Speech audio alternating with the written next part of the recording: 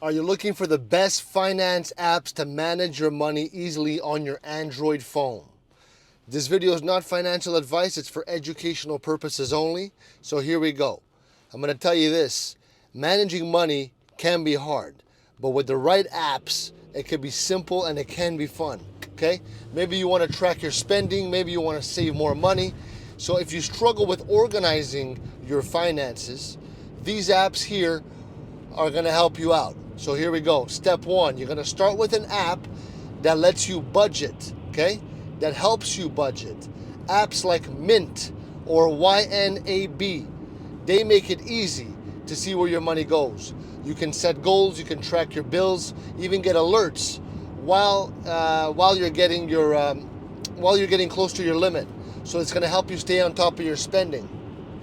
Step two, you're going to try apps for saving and investing. Apps like Acorns or Robinhood. These make saving and investing way easier than ever. You can round up your purchases and save the extra change to start investing small amounts. These apps actually let you start building your wealth little by little. Now, step three, you're going to use apps for tracking your credit score. Credit scores are important, and apps like Credit Karma can help you understand and improve your score.